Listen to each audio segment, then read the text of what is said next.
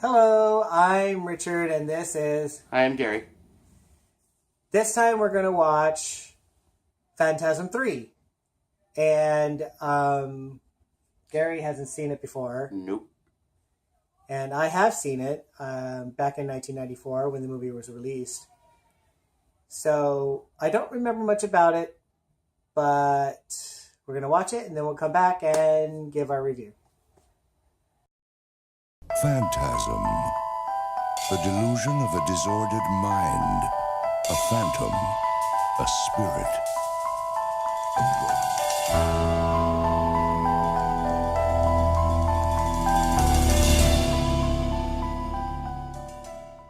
All right, we just finished watching Phantasm 3.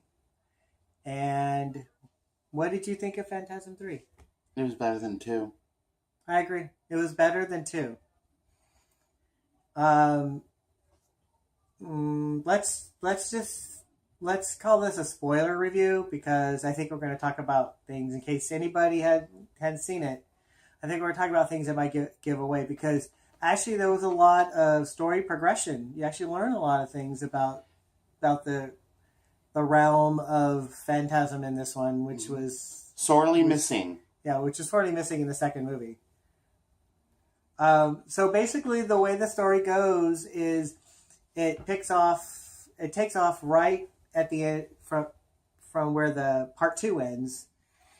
And what I thought was fascinating when they were recapping part two in part three, they strategically filmed it in such a way that we couldn't see the actor who replaced Mike, and all we saw was the back of his head.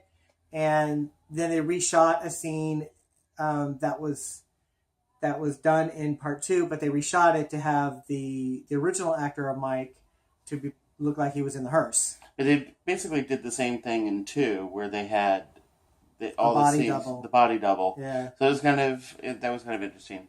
Something that I've noticed though with two and three is that they're good at recapping, and then tying the recap into moving into the next story. Yeah. And that's something that gives this series actually some strength, is the fact that their ability to get into the story and get moving, not making you wait for them to build something up. Yeah. I thought it was interesting that they killed off a girl from the second movie, like just like that. And it was funny. I thought that was funny because they built this whole story around the girl in the second movie and how she was important to Mike and how Mike and she had this connection and everything. And then she's just killed off in the third movie. And and I think even the footage that they used was from the second movie, so the actress wasn't even in the third movie. I know maybe she couldn't make it for the third movie, and they just had to use this way to kill her off. But I just thought it was funny that they just went through this whole effort and just to have her face being chewed off by one of those dwarves I think or lurkers. I think that they probably did that as retaliation against the studio, because the studio forced them to write the girl in for the second movie. Oh, So killing her off right away, it's like this cleans up an unnecessary bit that they didn't really want to begin with. yeah, that's true. Yeah. Well, in this one, Mike gets captured, and then a lot of it is with Reggie, and Mike is missing for a good portion of the movie. Now, I think I've decided that the movie, so far these three movies, the real center isn't Michael, it's Reggie. Yeah. It's Reggie's story, all three of them, because he seems to be the real true constant. Yeah.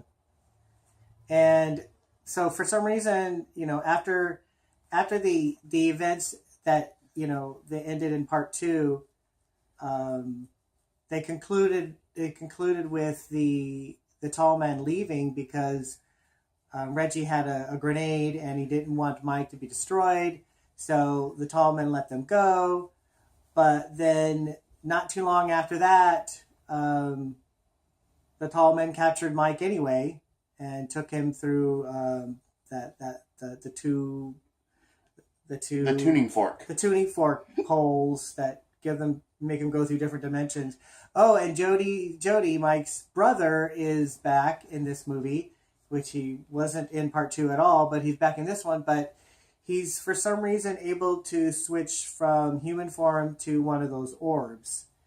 And so, being in the orbs, he was throughout the movie, he was guiding Reggie into finding Mike. I'm wondering if that is, how we saw that there's something that maybe they couldn't do since they introduced the digital element to this one.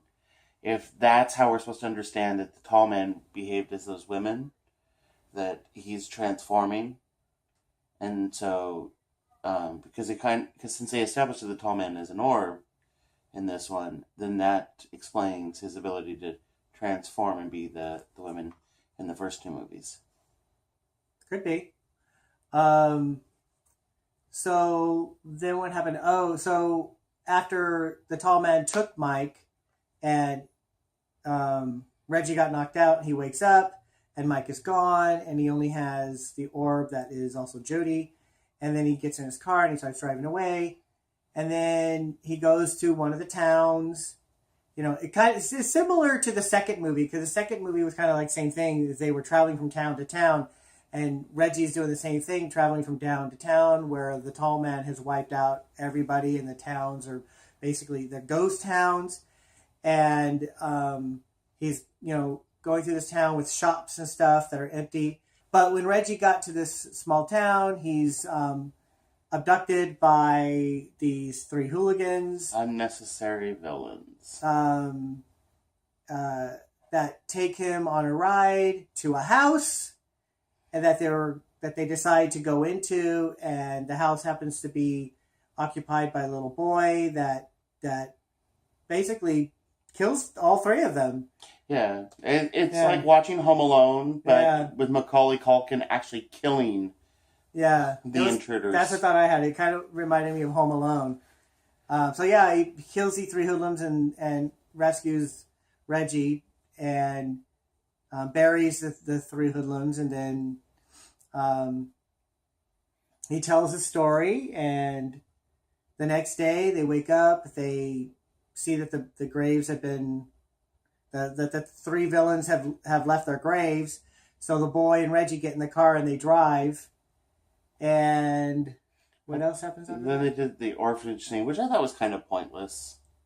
Reggie was going to leave the boy at an orphanage, but the boy stowed away into Reggie's car, so he ends up having to take the boy anyway.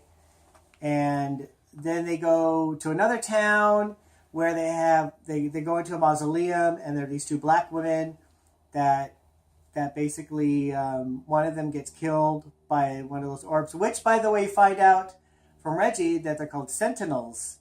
That was a reveal right there. Yeah. That they're Sentinels, and the Sentinel kills one of the women, and just like in the first movie, you had the torrent of blood right at the backside of the Sentinel.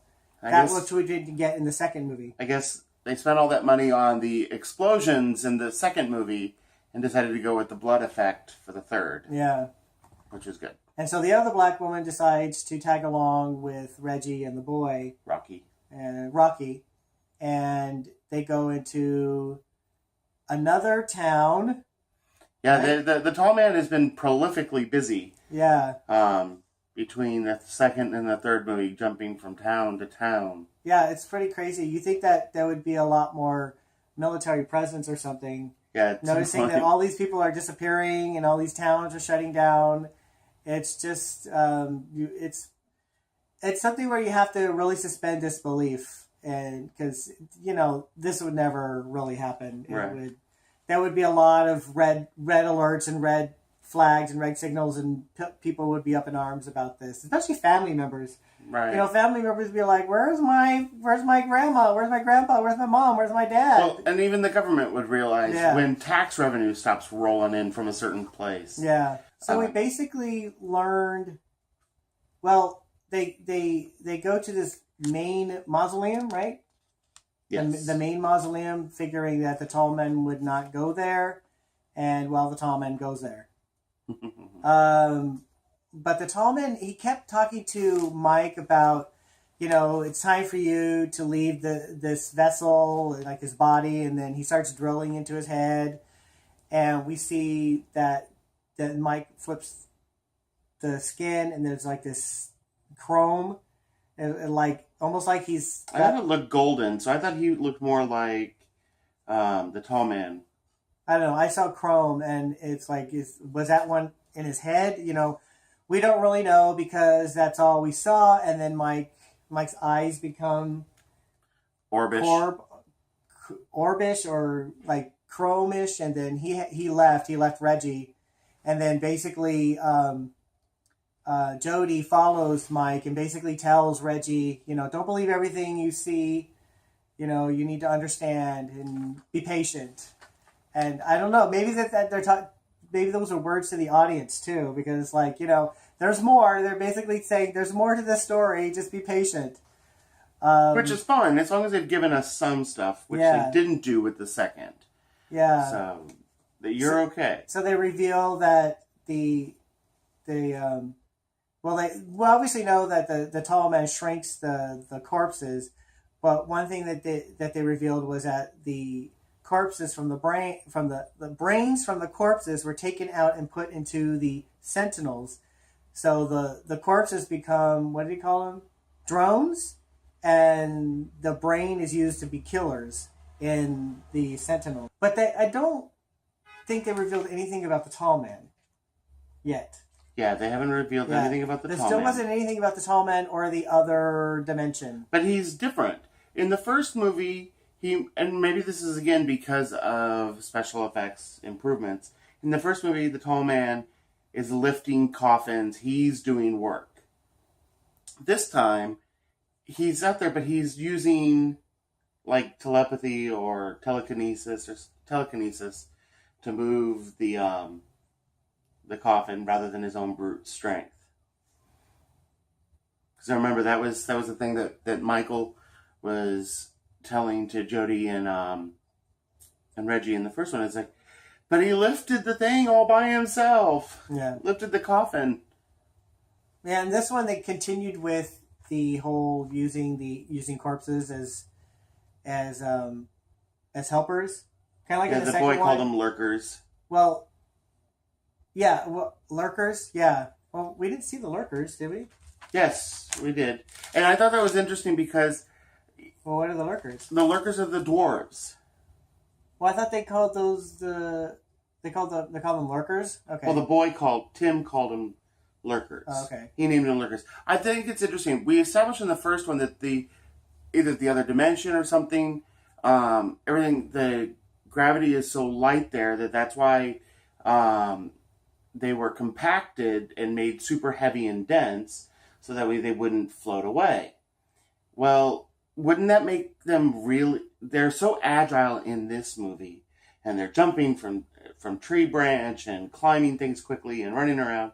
You gotta wonder, how are they able to do that if they're so super dense and compacted? I love that they had to introduce the crazy old man at a gas station cliche.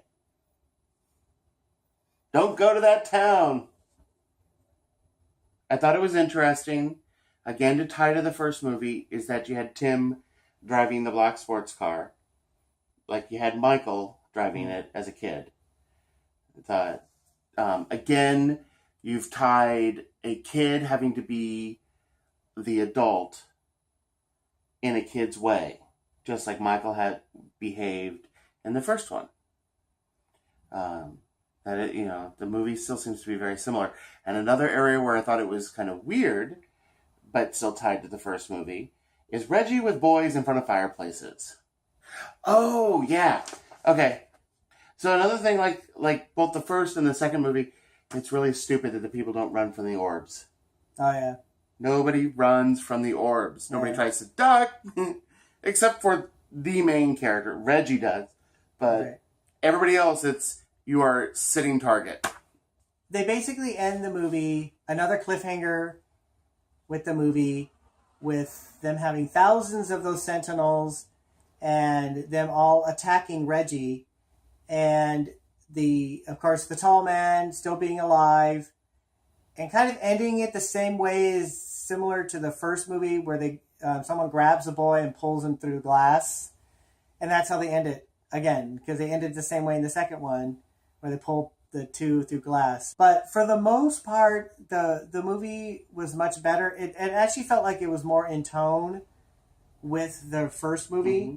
I mean, they even did a little bit of flashbacks like they did in the first movie as well, with a boy giving a flashback about his parents.